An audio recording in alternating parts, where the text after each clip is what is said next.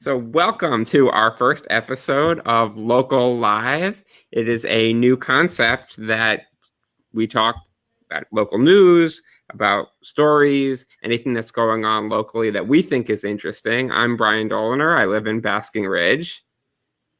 I'm Michelle Giordano, and I live in Bridgewater. And we are really excited to kind of bring to you this new concept. It's going to be a podcast and on Facebook where we chat with each other about everything that's interesting to us about living in Somerset County and what's going on in the area.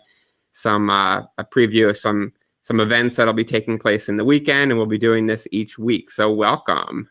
Hey, Michelle, how are you? Good. How are you, Brian? I'm doing well. I'm excited to get started on this. I know I am too. So before we jump in, why don't you give everyone a little background on who you are and where you live and why you love living here? Sounds good. So my name is Michelle Giordano. As I mentioned before, I live in Bridgewater, New Jersey. More specifically, I live in Martinsville.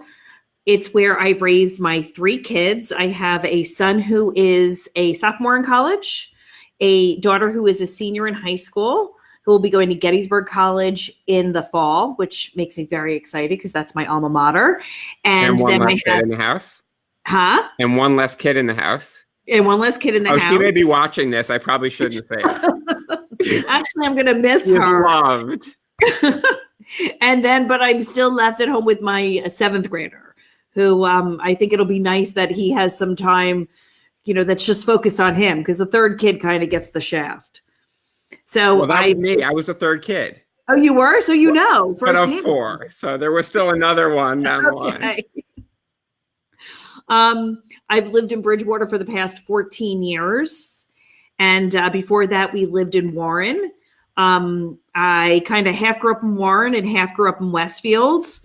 So I've lived in New Jersey my whole life. I'd like to say I am a Jersey girl through and through. That's a good thing, right? You're saying that is a good thing? I think so. And I don't have the Jersey accent. I guess I'm a Jersey boy through and through. I moved to Jersey when I was 6, so that's pretty much all I know. And I grew up in Warren also. And so I guess I'll give a little background on me. After I went to Pingree locally in Martinsville at the time, then they moved it to Basking Ridge. Yeah, I know they changed their address. Amazing. I wanted to be more prestigious. And I went to Cornell, graduated, and moved to Jersey City, which is about as close to New York City as I felt comfortable getting while still having my car. I didn't want to give that up. And then after getting married and then having a son, I decided to get a little bit more space, move back out to the area, and move to Basking Ridge about almost 2 years ago now. My son's 2.5 years old, so I'm far away from where you are in terms of sending them off to fly. It goes fast though, you'll see. And up until recently, I was running a warehousing business, and now I transitioned, like you are, to doing real estate locally. So getting further tied into the community and looking to get more involved in local events, which is kind of what brought about this idea of talking about local news stories and what's exciting. And then in my personal time and all that free time that I have, I'm a big reality television fan. And in particular, now is like the best time of year because Big Brother is kind of my dream one day to be on it. And Big Brother's on. So that's kind of all consuming. This week, it was 5 days a week for an hour each night. It's actually funny. I was watching last night and my daughter said to me, she's like, Mom, I'm not going to be able to finish Big Brother with you this summer. I'll be in college at the last, because we always watch it together, which was kind of sad. So I'm going to have to be texting you during Big Brother this summer because I'm not going to have Jenna there with me. Oh, that's fine. I have a whole group of people that but unfortunately, most of them read the blogs and get all sorts of kind of stories on who's winning things before I see it on the show. I'm a purist. I only watch it on the show. That's the same as me. Jenna used to do that. She'll like go and look and see who won the HOH or something. And I'm like, I don't want to know. So anyone who's watching our podcast or listening will not have to worry about getting a spoiler. Neither one of us is going to spoil anything for you. Absolutely. So I'm going to kind of jump right into the first local news story. My favorite of the year is the Bernardsville Restaurant Week. I'm big into food, and so this is kind of a very exciting time of year, although having a young child makes it harder to go out and eat as much as I would like to. But the restaurants, for those of you that are listening, I'm going to read the restaurants that are participating. This is the last weekend, so definitely get out there and try some of the restaurants. There's great deals for 3-course meals or lunches. So there's Osteria Marini and their kind of casual pizza place, Nicoletta, that are participating. Bistro 73, which I personally haven't eaten in. I've been there. Good. Very good. Thumbs Yes. up. Thumbs up. Osteria Marini, the first one I mentioned, is actually probably my favorite restaurant in Bernardsville that I've been to. They make their pasta fresh by hand, and it's really good. I'll have to try that one out. That's where it's where Shangri-La used to be. Was Echo Qui or That's Echo what I La? mean. Echo Qui and Echo La. I was there when it was Echo Qui. Yeah. Then there's the Station Pub, which is a real casual spot with a nice bar scene. They're participating. And Bernard's Cafe, which is kind of as close as we get to a diner out by me in Basking Ridge. Suki Japanese restaurant. And Plaza Tikal, Lenny's Pizzeria, and Fresh Pressed Juice Company. So those are kind of... My daughter says Lenny's has the best mozzarella sticks around. I don't know. I haven't tried them, but she loves them. I have not tried them either, but that sounds like a challenge, and I'm gonna let you know next week what I think of them. Okay. So the one restaurant that's not on the list, which is a little disappointing to me, is Sette, which I also haven't eaten in, but I've heard incredible things. It's a little small Italian restaurant. They make their own tomato sauce by hand. They actually sell their tomato sauce in local grocery stores and stuff, and I guess they're so busy they don't need to participate, but they're another Bernardsville Well, I'll have to try that one out too. Yeah. So speaking of restaurants, did you hear that McCormick and Schmidt's in Bridgewater is closing? I did. I have a gift certificate there. Oh no! Because I was a big fan, so we bought a bunch of gift certificates, figuring we would use them, and then they went out without any notice. And that's a bummer. Yeah, the closest one is in Atlantic City, so I feel like it's an excuse to go down to Atlantic City. That's true.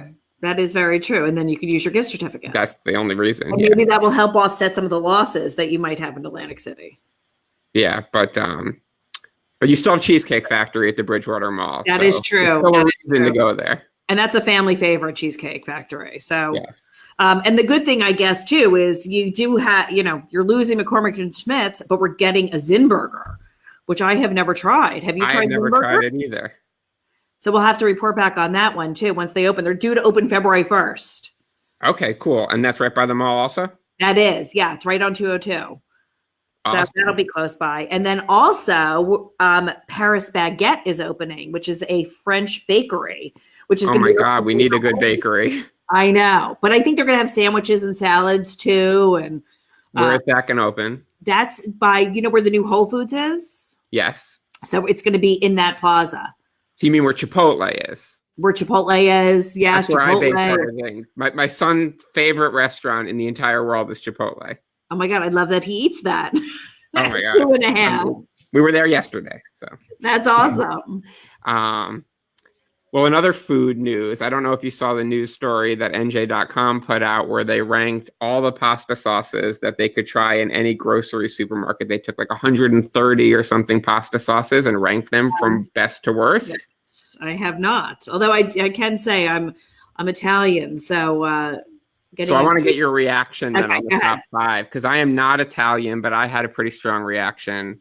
So I'll read from the top 5 down. The 5th one, which is a brand I hadn't heard of, called Il Molino, and it's a New York brand, started 30 years ago, but now they have restaurants in Manhattan, Long Island, South Beach, and Atlantic City. So I don't know if you've heard of them.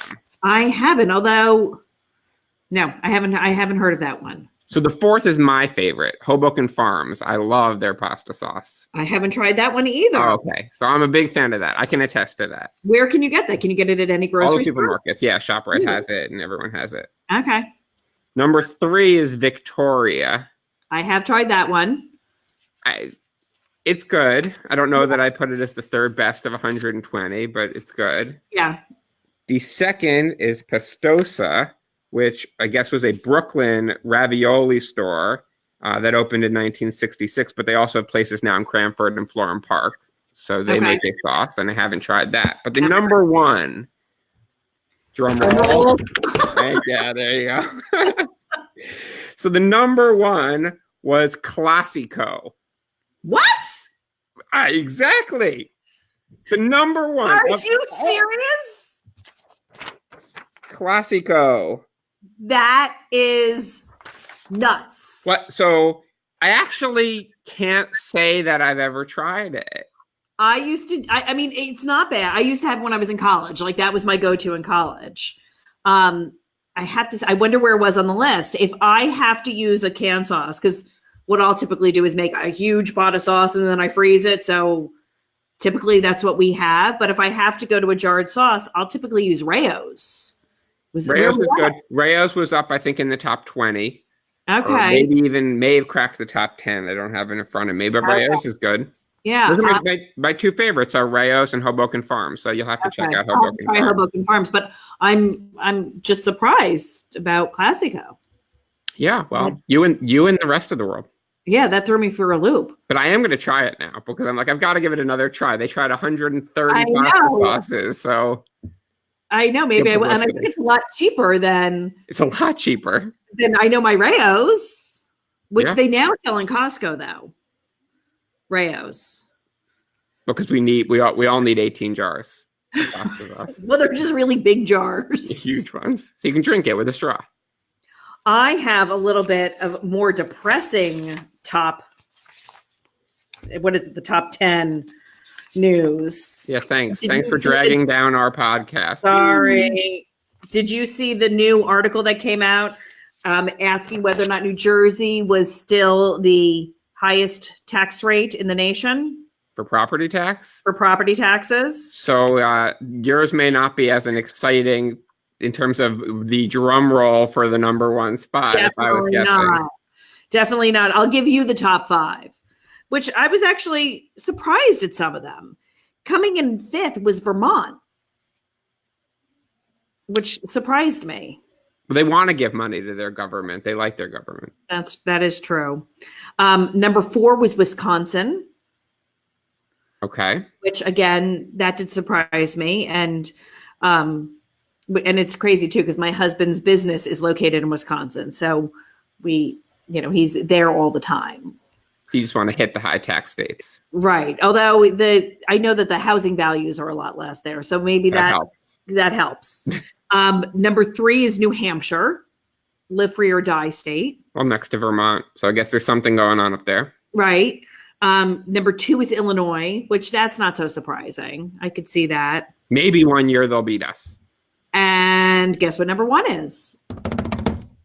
New Jersey. Yeah. We love to win here in New Jersey. Yep. And then what is surprising though, New York is not on the list. I thought New York would definitely be on the list, but it's not. 8 is Connecticut.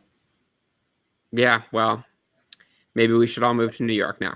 New Jersey has so many wonderful things, says the 2 realtors on the podcast. Right, exactly. And those high property taxes. Yeah. We have great restaurants in Bernardsville. Absolutely. So I'll kind of one brief news comment, and then we'll transition into events that are coming up the rest of this week. So in Warren Township, right between the two of us, they had a vote earlier this week on the referendum for funding for the schools to help replace some of the capital improvements that were needed across the schools. And by like a huge overwhelming majority, like 80% or 85%, they voted yes for that. So some of the funding, like 1/3 of it's going to come from the state. And the other 2/3 was already reserved by the city to pay for these things. And so it's a zero tax impact for the city. So we'll see some improvements coming to the Warren school system for their capital improvements. That's great. Good for them. Yes, good for them. So one thing that's happening, if people are watching this podcast today, live Thursday, the 24th of January, tonight in Ridge High School in Basking Ridge, they are doing a screening of a film called Angst, and it focuses on anxiety and how to tackle the mounting epidemic that is anxiety, especially amongst the youth. And so they're trying to bring together the community and the kids to raise awareness of that topic. So they actually had that in Bridgewater a couple weeks ago. My daughter did see it. I don't, she said it was okay. I don't know, but she's not really a anxiety well, sometimes she does. Maybe she just doesn't talk right about now. it. But she said it was okay. So that's tonight at 6:30, again at Ridge High School at the Performing Arts Center, if some of you want to go. Another event this Friday night at 8 p.m. at the State Theater in New Jersey is a big favorite of mine, Dancing with the Stars Live. I used to do ballroom dancing when I was in college competitively. And so I used to be really big into watching Dancing with the Stars, but when you have hours and hours of reality TV, something has to go. So, right. So that, especially with this Big Brother right now. Bye dancing. I have a couple things too that I'd like to bring up. On the 26th and the 27th, so Saturday and Sunday, the Somerset County 4-H is holding a Train Masters winter train show, which sounds really cute. It's from 10 to 5. They've got a bunch of trains and they've got almost 1,000 square feet of track. Have you been there before? I haven't, but you know what? My nephew really loves trains, so I'm going to definitely tell them about it. Awesome. They didn't have stuff like that when my kids were younger.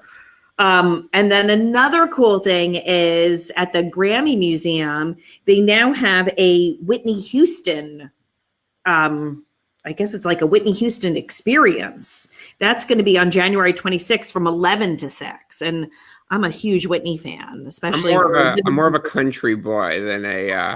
Well, I am too. I do have to say, if it were Old Dominion, I'd be like crazy. But Whitney's a Jersey girl, so that's Whitney's good. a Jersey girl. Yes. So that's from 11 to 6 on the 26th, Saturday. And it's at the Prudential Center. Awesome. So those are the activities, just a couple of the activities for the weekend. We're going to have this podcast each week. We will we'll get the audio loaded up onto Apple iTunes for a podcast. We'll post all of that. Feel free to share our Facebook page called Local Live, which is going to be the name of this series. And let us know in the comments and reviews what you think of this, what you want us to discuss in the future. We're going to bring in some interviews with local business owners, restaurants, hopefully some politicians in time when there's interesting topics to discuss. And we'll kind of take this on the road around the local area. Town. Cool. Well, thank you, Michelle, and talk to you next week. Bye.